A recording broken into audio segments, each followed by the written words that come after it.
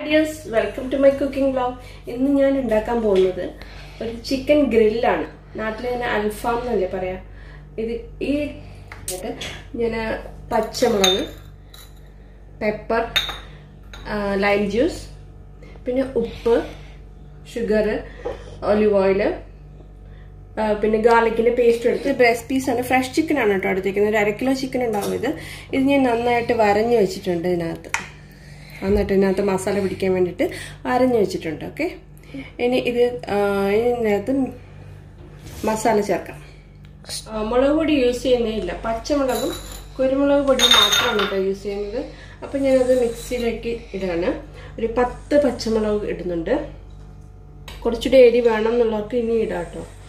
അരച്ച് കഴിഞ്ഞിട്ട് നമുക്ക് നോക്കാം. എരി കൂടുതലാണെങ്കിൽ അത് മതി, കുറവാണെങ്കിൽ കുറച്ചുകൂടി ഇട്ട് കൊടുത്തു.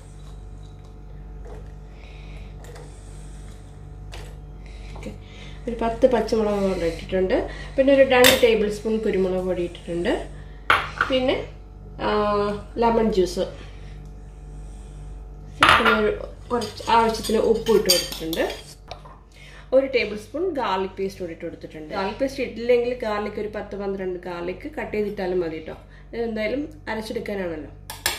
ഓക്കെ, പിന്നെ ഇതിൽ കുറച്ച് ബ്രൗൺ ഷുഗർ ഇട്ട് കൊടുക്കുന്നുണ്ട്. ഷുഗർ അത് പഞ്ചസാര വേണ്ടെന്നുള്ളവർക്ക് ഇടണ്ട, പഞ്ചസാര ആവശ്യമില്ലാത്തവർക്ക് ഇടണ്ട. ഞാനിത് ഒരു മധുരവും എരിവും ഒക്കെ ഉള്ള പുളിയും ഒക്കെ ഉള്ള ഒരു ഗ്രിൽ ചിക്കനാണ് ഉദ്ദേശിക്കുന്നത്. അതുകൊണ്ടാണ് ഞാൻ ഈ പഞ്ചസാരയും കൂടി ഇട്ട് കൊടുക്കുന്നത്.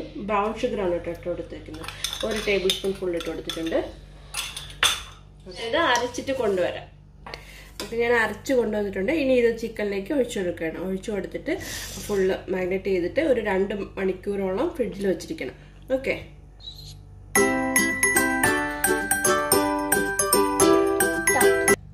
അപ്പോൾ ചിക്കനിലേക്ക് ഞാൻ അരച്ചു വെച്ചിരിക്കുന്ന എല്ലാം കൂടി ഞാൻ നന്നായിട്ട് മാരിനേറ്റ് ചെയ്ത് വെച്ചിട്ടുണ്ട്.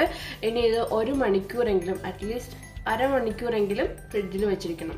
1 മണിക്കൂറെങ്കിലും വെച്ചിരുന്നാലും നന്നായിട്ട് പിടിക്കുള്ളൂ കേട്ടോ. അപ്പോൾ നല്ല സോഫ്റ്റ് ആയിട്ട് കിട്ടും. പിന്നെ ഇതിൽ എന്തെങ്കിലും കുറവുണ്ടെങ്കിൽ, അപ്പോൾ ഉപ്പ് കുറവാണെങ്കിൽ അല്ലെങ്കിൽ എരിവ് കുറവാണെങ്കിൽ കുറച്ച് ചേർത്ത് കൊടുക്കാവുന്നതാണ്. ഇതിനകത്ത് ഞാൻ അരച്ചു കൊണ്ടുവന്നപ്പോൾ കുറച്ച് ഉപ്പ് കുറവായിരുന്നു, ഞാൻ കുറച്ചുകൂടി ചേർത്ത് കൊടുത്തിട്ടുണ്ട്. ഓക്കെ, അപ്പോൾ ഞാനിത് ഫ്രിഡ്ജിലേക്ക് വെക്കാൻ പോവുകയാണ്. ഗ്രില്ലല്ല, നിങ്ങളൊരു പാനാണ് യൂസ് ചെയ്യുന്നതെങ്കിൽ അതിനകത്ത് കുറച്ച് ഓയിൽ ഒഴിച്ചെടുക്കുക. ഫ്ലേവർ ഇല്ലാത്ത ഓയിൽ ഒഴിച്ചെടുക്കുക. ഞാൻ ഒലിവ് ഓയിലാണ് കേട്ടോ ഒഴിക്കുന്നത്. അത് പാനിൽ ഫുള്ള് തടവണം. ഓക്കെ, തൽക്കാലം ഞാൻ കൈ വെച്ച് നന്നായിട്ട് ഇവൻ്റെ കൈ പൊള്ളി. പാനിന് മുഴുവനും ഗ്രീസ് ചെയ്ത് കൊടുക്കണം.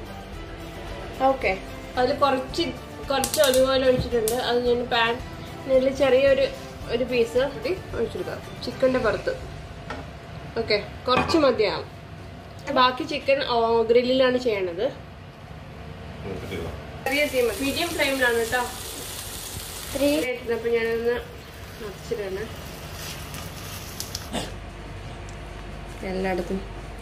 എല്ലായിടത്തും സ്പ്രെഡ് ചെയ്ത് കൊടുക്കാം.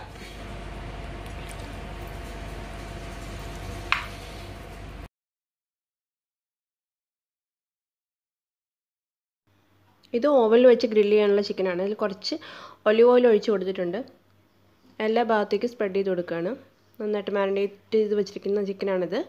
അതിലേക്ക് കുറച്ച് ഒലിവ് ഓയിലും കൂടി ചേർത്തു. ഇനി ഇത് ഓവനിലേക്ക് വയ്ക്കാം, ഗ്രില്ല് ചെയ്യാനായിട്ട് വയ്ക്കാം. ഇത് നമ്മൾ പാനിൽ ഗ്രില്ല് ചെയ്തുകൊണ്ടിരുന്ന ചിക്കനാണ്.